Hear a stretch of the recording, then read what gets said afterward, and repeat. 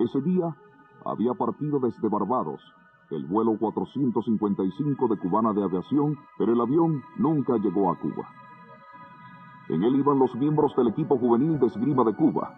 Regresaban de Venezuela, donde acababan de obtener el campeonato centroamericano y del Caribe. A los 10 minutos de salir de Barbados, una explosión derribó el DC-8 de Cubana de Aviación.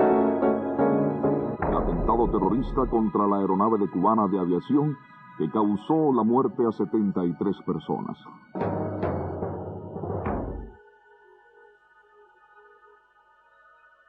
En las primeras investigaciones fueron detenidos 2 venezolanos, Freddy Lugo y Hernán Ricardo, a quienes se les acusó de ser los autores materiales del crimen. Esta es la fotografía de Hernán Ricardo, que para el momento en que fue capturado en Trinidad llevaba un pasaporte a nombre de José Vázquez. Lo menos 2 de ellos son apenas autores intelectuales en el peor de los casos.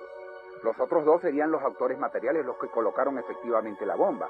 Poco después se detuvo a los cubanos Orlando Bosch y Luis Posada Carriles como autores intelectuales del atentado.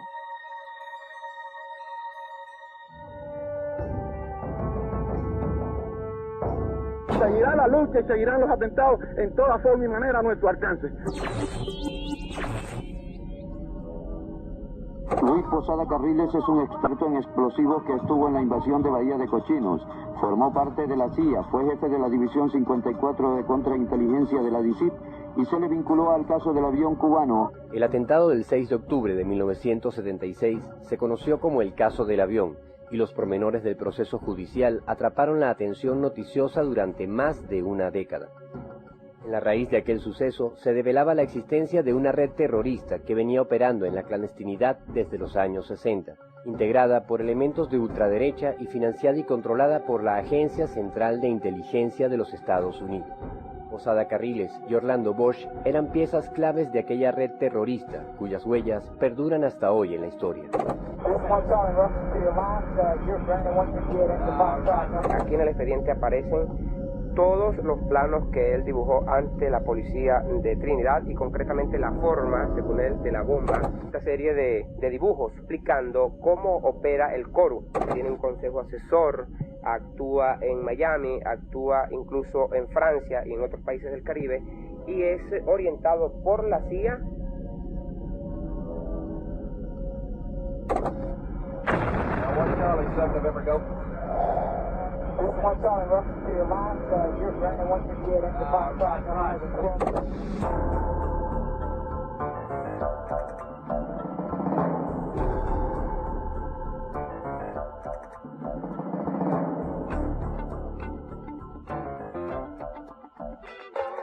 Miami es surf, playas, turismo y comercio, pero también se convirtió en el mayor centro mundial del terrorismo a partir de los años 60.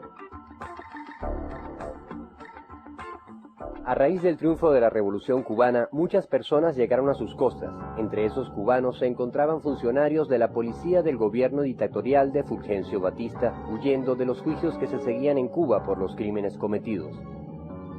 Uno de esos esbirros fue Posada Carriles, quien llega a Miami en febrero del año 1961.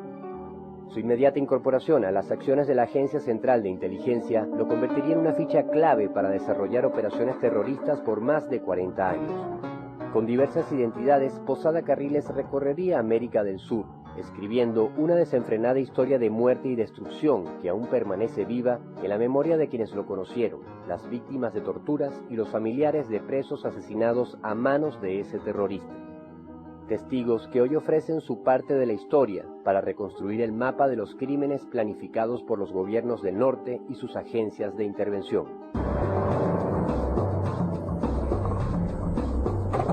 Hay demasiados elementos, demasiada gente que puede dar testimonio, los documentos, la gente, los hechos en sí, que indican que Posada vino aquí a matar a venezolanos a mansalva. Pues. Me desnudan y me dicen, bueno, aquí hablas o hablas, ¿no? El jefe de operación y de tortura era Luis Posada Carriles. En el año 67 más o menos, él está en Venezuela ya vinculado a la DICIT. Él era el enlace de la CIA con la DICIT. se convierte en un jefe de investigaciones de la DICIP, pero continúa con sus tareas, con las tareas asignadas por la CIA. En un interrogatorio que nos hicieron, oí cuando le dijeron, comisario Basilio, la señora está embarazada, entonces, ¿qué hacemos con ella, comisario? Le dicen, entonces dice, acaba con esa semilla antes de que nazca.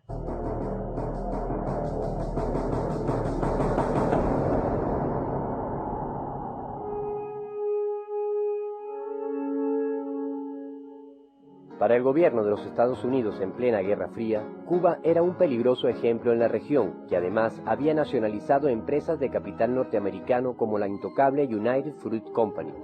Destruir a Fidel y al gobierno revolucionario era una prioridad para Washington, y qué mejor que los esbirros batistianos exilados en Miami para conformar una fuerza de ataque que librase la guerra en Cuba con el apoyo encubierto de la CIA y el Pentágono. La agencia creó en Guatemala un campamento donde fueron entrenados en el uso de armas, explosivos, operaciones encubiertas e infiltración para alcanzar su objetivo. El 11 de abril de 1961, aviones B-26 procedentes de bases norteamericanas bombardearon el aeropuerto y los terrenos de la FARC. La primera avanzada de la Brigada 2506 partió hacia Cuba el 17 de abril de 1961, desembarcando en Playa Girón, donde fueron rápidamente derrotados. Posada Carriles no llegaría a desembarcar, salvándose de ser capturado y regresando a los Estados Unidos. El fracaso de la invasión a Cuba significó para la CIA un duro golpe al revelarse los detalles de su participación. La extensa experiencia del director de la agencia en derrocar gobiernos mediante acciones encubiertas no lo salvó del terremoto político que significó la derrota en Bahía de Cochinos. Allen Dulles sería despedido de su cargo y la CIA estrenaría nuevo director. John McCone incorporaría formalmente a la agencia a los mercenarios de la Brigada 2506. Entre ellos se encontraba Posada Carriles, quien después de graduarse de segundo teniente en el ejército norteamericano, fue incorporado a la nómina de la agencia. La incorporación de Posada Carriles al ejército y a la CIA quedaría registrada de su propio puño y letra en el libro que publicaría años más tarde. Me gradué de segundo teniente y me asignaron al mando de un pelotón compuesto por soldados americanos. Después de 2 años de estar en el ejército y de estar convencido de que no había ningún plan concreto, comencé a trabajar para la CIA. La mafia terrorista se convertía formalmente en un brazo más del intervencionismo norteamericano. La Brigada 2506 sería la cantera de terroristas de la cual se valdría la CIA y el Pentágono para librar su guerra sucia contra los movimientos de liberación en América Latina. Inmediatamente después de Playa Girón, la administración de Kennedy comienza a preparar una gran operación subversiva, que ellos denominaron con el nombre código de la Operación Mangosta. ¿Qué pretendió la Operación Mangosta? Desatar la guerra civil en Cuba. Y te pongo un ejemplo. De enero a agosto de 1962 se realizaron en Cuba 5.870 actos terroristas. Asesinatos, incendios, bombas.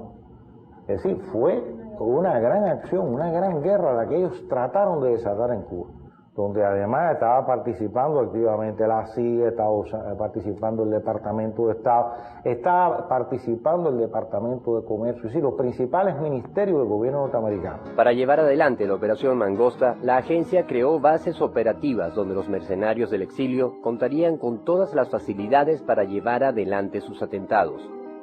El sur de la Florida era el lugar perfecto de salida para las expediciones terroristas hacia Cuba. En Cayo Largo funcionó una de esas bases. Allí contaban con tráilers acondicionados como oficinas, que en caso de necesidad podrían ser evacuadas rápidamente, surtidores de combustibles para las embarcaciones, generadores eléctricos, equipos de radar de alta tecnología instalados en lanchas acorazadas. El terrorismo Made in USA contaba con un arsenal de primera para librar su guerra particular en el Caribe.